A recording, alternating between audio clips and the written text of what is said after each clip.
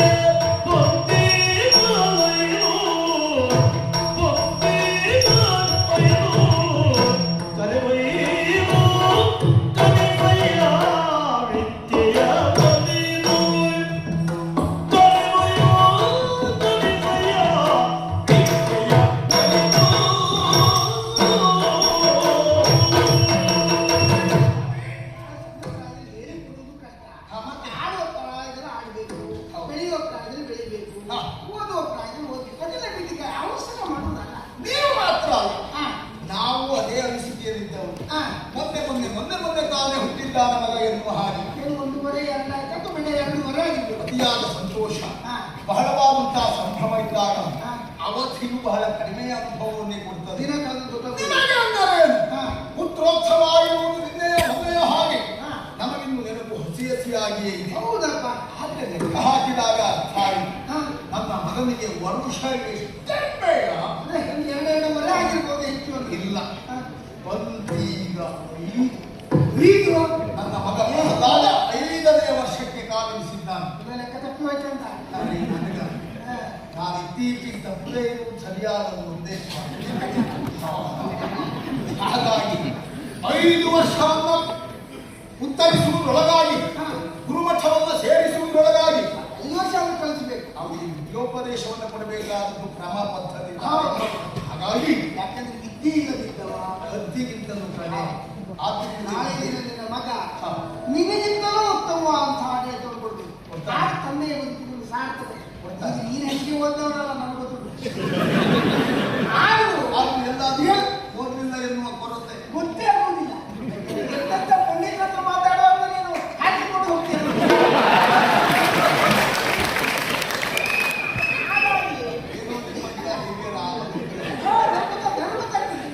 ಯಾವಾಗ ವಿದ್ಯೆಯೇ ಮುಖ್ಯ ಆಗುವ ಅಷ್ಟೊತ್ತಿಗೆ ಏನು ಹೇಳ್ತೇವೆ.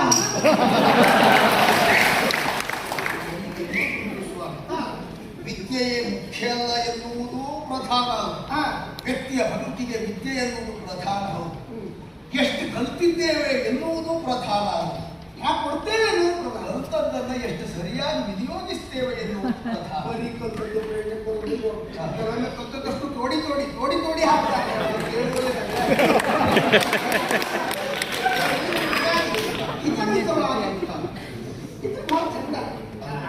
ಆಗುತ್ತೆ ನೀನು ನಾನು ಮೆಚ್ಚಿಕೊಳ್ಳೋದು ಅಂತ. ಯಾಕೆಂದ್ರೆ ನಾನು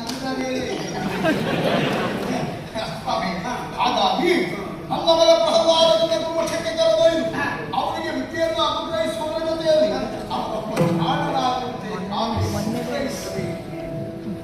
ಹೇಳಿಕೊಳ್ಳುವುದಿಲ್ಲ. 5 ವರ್ಷ ಆಗಿದೆ ಅಂತ ಗೊತ್ತಾಗಿದೆ, ನಾನೇ ಕಲಿಸಿಕೊಡು ಅಂತ ಹೇಳ್ತೀನಿ. ಯಾಕೆ ಮಾಡಿರುವುದು ಅದಕ್ಕಾಗಿ ಎಷ್ಟೋ ಮಕ್ಕಳಿದ್ದಾರೆ. ಹೆಚ್ಚು ಕೇಳಿದ್ರೆ ನಿನ್ನಿಂದಲೇ ನಡೆಯುವುದು ಗುರುಕುಲ. ಎಲ್ಲ ವ್ಯವಸ್ಥೆ ಇಲ್ಲಿಂದ ಆಗುವುದು. ಹಾಗಂತ ಎಲ್ಲವೂ ನಮ್ಮಿಂದಲೇ ವ್ಯವಸ್ಥೆ ಎನ್ನುವ ಕಾರಣಕ್ಕೆ ಅವರನ್ನ ಪ್ರತ್ಯೇಕ ವ್ಯವಸ್ಥೆಯನ್ನು ನೋಡಬೇಕಾಗುತ್ತೆ. ಎಲ್ಲಾ ವಿದ್ಯಾರ್ಥಿಗಳ ಹಾಗೆ ಇದು ಒಳ್ಳೆ ಅಪ್ಪನ ಲಕ್ಷಣ. ಅಲ್ಲದೆ ನನ್ನ ಮಗ ಅದಕ್ಕೊಂದು ಪ್ರತ್ಯೇಕ ವ್ಯವಸ್ಥೆ ಇರಲಿ, ಅವನನ್ನು ಹೀಗೆ ಕಲಿಸಿಯವನಿಗೆ ಕೆಲವು ಅಪ್ಪಂದ್ರಿಗೆ ಆ ಭ್ರಮೆ ಇರ್ತದೆ. ಹೌದು, ಅದಿಲ್ಲದೆ ಎಲ್ಲ ಒಟ್ಟಿಗೆ ಒಂದಾಗಿ ಬೆಳೆಯಬೇಕು. ಈ ಬುದ್ಧಿ ಬೇಕು. ಮಾಡಿದ ಅಪ್ಪಂದ್ರಿಗೆ ಇರುವುದಿಲ್ಲ. ಮತ್ತೆ ನಾವು ನಮ್ಮ ಮಗ ನಮ್ಮ ಸಂತಾನವ ಅವರಿಗೆ ಪ್ರತ್ಯೇಕ ವ್ಯವಸ್ಥೆ ಮಾಡುವುದು, ನಮಗಾಗದೆ ಇದ್ದವ್ರು ನೋಡಿಕೊಂಡು ಅದನ್ನು ಮತ್ತೆ ನೋಡಿ ಅದು ನೋಡಿ ಗಲಾಟೆ ಮಾಡಿಸ್ತೀವಿ.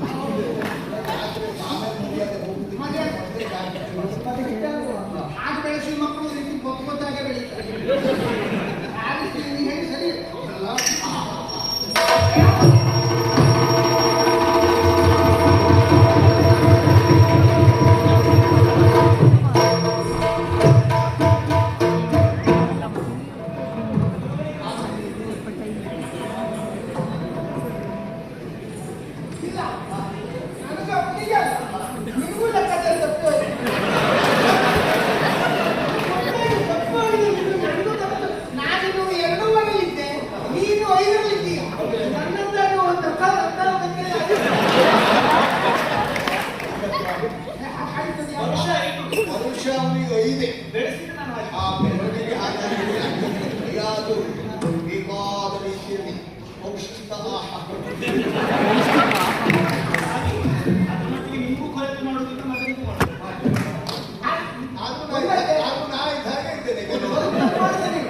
ಅಮ್ಮನಾಗೆ ಉದ್ದ ಬೆಳೆಸ್ತಾ ಬಿಟ್ರೆ ಅಪ್ಪನಾಗೆ ಸ್ವಲ್ಪ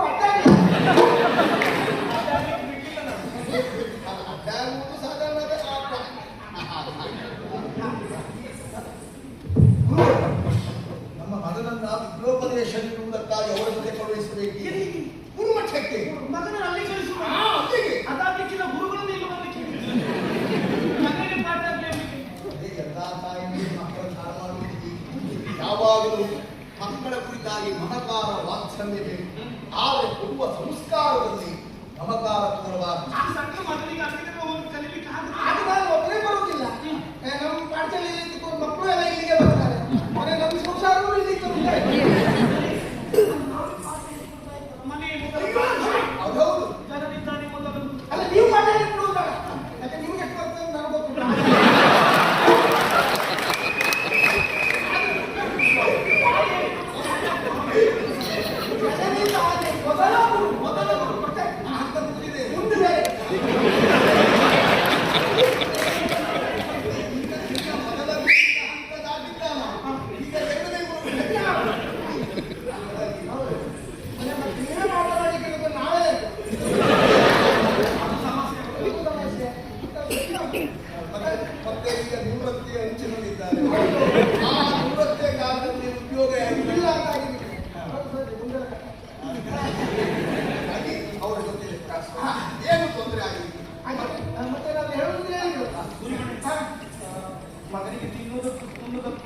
ಮತ್ತೆ ಆಗ್ಬಾರ್ದು. ಅವ್ರು ಏನೇನಂತ ಕಿವಿ ಕಳಿಸಿಬಿಟ್ರೆ ಒಬ್ಬರಿಗೆ ಆಗಾಗ ಹಾಲು ಕುಡಿಸ್ಬೇಕು.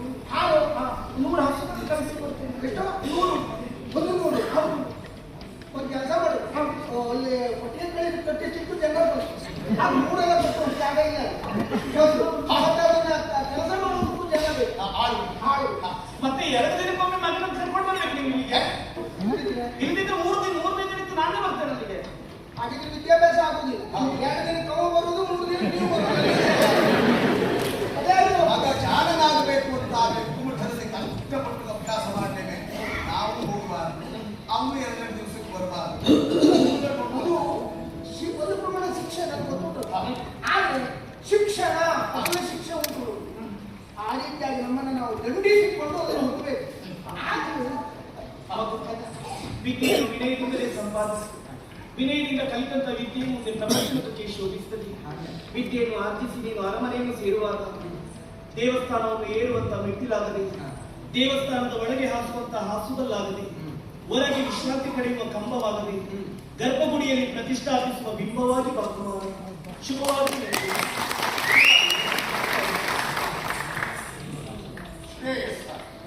ಹಾಗಿದ್ರೆ ನಾನು ಕರ್ಕೊಂಡು ಬರ್ತೇನೆ. ಮತ್ತೆ ನಾವು ಏನಾದರೂ ಸ್ವಲ್ಪ ಪಾಠ ಮಾಡೋದು ಹೇಗಾಗ್ತದೆ ಮತ್ತೆ ನೀನು ಹೇಳಿದೆ. ಅದು ಹೀಗೆ ಹೇಳಿ ನಾವು ಹೌದೌದು. ನೀವು ಹೇಳಿಕೊಡ್ಬೇಕಾದ್ರೆ ಮತ್ತೊಬ್ಬರು ಪ್ರಶ್ನೆ ನೀವು ಮಾಡಲಿಕ್ಕೆ ಅವಕಾಶ ಇದೆ. ನಿಮಗೆ ಹೇಳುವುದಲ್ಲ, ಅದು ಮಕ್ಕಳು ನಡೆಸಿಕೊಂಡು ಹೋಗ್ಬೇಕು. ಎತ್ತುಕೊಂಡು ಹೋಗುವ ಮಟ್ಟಿಗೆ ಹೊಚ್ಚಿಕೊಂಡು ಹೋಗ್ಬೇಕು. ನನ್ನ ಮಕ್ಕಳನ್ನೇ ಇದಕ್ಕೇನಾದ್ರೂ ಪರ್ಯಾಯ ವ್ಯವಸ್ಥೆ ಮಾಡಬೇಕು ಬಿಟ್ರೆ ಅವರೇ ಬೇರೆಯವರು ಎತ್ಕೊಂಡು ಹೋಗ್ಬೋದು.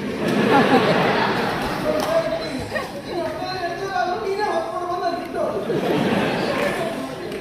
ಗೊತ್ತಾಯ್ತಲ್ಲ? ಮತ್ತೆ ನಡೀಲಿ, ಕೈಕಾಲು ಗಟ್ಟಿಯಾಗ್ಲಿ. ಈ ಇದ್ಯಾವ್ದು ನಡೀಲಿ? ನಾವೆಲ್ಲ ಹಿಡ್ದವರಲ್ವ? ಆಯ್ತಾ? ಹಾಗಿದ್ರೆ ಇದು ನೋಡು, ಹೇಗೆ ನೀವು ಪಾಠಗಳು ಮಾಡೋದು ಅಂತ ಹೇಳ್ತೀಯ ನೋಡು.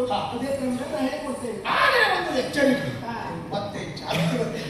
ಜಾಗೃತೆ. ಹೌದು. ಜಾಗೃತೆ ಮಾಡ್ತಾ ಇದ್ದೇನೆ. ಈ ಸೂಚನೆಯನ್ನು ತಾವು ಗ್ರಹಿಸಲೇಬೇಕು. ಇಲ್ಲದ? ಇಲ್ಲಿಯವರೆಗೆ ತಾವು ಅನೇಕ ಮಕ್ಕಳಿಗೆ ವಿದ್ಯೆಯನ್ನು ಚಾಲೆಯವರು. ಹೌದು. ಈಗ ಬರ್ತಾ ಇರುವವ ನನ್ನ ಮಗ, ಹಿರಣ್ಯಕಶಿಪುವಿನ ಮಗ. ನಾಳೆಯ ದಿವಸದಲ್ಲಿ ಹಾ. ಈ ಲೋಕದಲ್ಲಿ ಒಬ್ಬ ಅಗ್ರಗಣ್ಯನಾಗಿ ಬೆಳೆಯಬೇಕಾದಂತಹ ಭವಿಷ್ಯತ್ತನ್ನು ರೂಪಿಸಬೇಕು ಅಂತ ಯಾವುದೇ ಸಂದರ್ಭದಲ್ಲಿ, ಹಾ. ಯಾವುದೇ ಪರಿಸ್ಥಿತಿಯಲ್ಲಿ, ಹಾ. ಎಂತಹ ಕಷ್ಟತಮವಾದ ವಾತಾವರಣದಲ್ಲಿಯೂ ಹಾ. ನನ್ನ ಮಗನ ಬಾಯಿಂದ ಪರಿಣಾಮ ಉಚ್ಚಾರಣೆಯಾಗದೇ ಇದ್ದ ಹಾಗೆ ಜಾಗ್ರತೆ ವಹಿಸಬೇಕು. ಎಲ್ಲಾದ್ರೂ ಉಂಟೇನ? ಹಾ. ನಾನು ಕೆಲವೆಲ್ಲ ಬದಲು ಮಾಡಿಬಿಟ್ಟಿದ್ದೇನೆ. ಹೌದಾ? ಹಾ. ಈಗ ನಮ್ಮಲ್ಲಿ ಹರಿವಾಣ ಅಂತ ಹೇಳುವುದೇ ಇಲ್ಲ. ಬಂಗಾರ. ಅದು ಬೇರೆ. ಪರಿಮಾಣ ಅಂತ ಹೇಳಿದ್ರೆ ಹರಿವಂತ. ಹರಿಯುತ್ತಲ್ಲ ನೀವು. ಹಾಗಾಗಿ ಬಟ್ಟೆ ಹೊಡೆಯುವುದು ಅಂತ ಹೇಳುವುದಿಲ್ಲ. ಮತ್ತೆ? ಬಟ್ಟೆ ಸಿಗಿಯುವುದು ಅಂತ.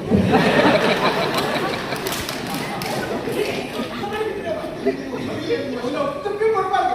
ಈ ಹೇಳುವಾಗ ನಿನಗಿಲ್ಲ ಅಂತ ಒಂದು ಹೇಳ್ತಾರೆ ಹೇಳಿ.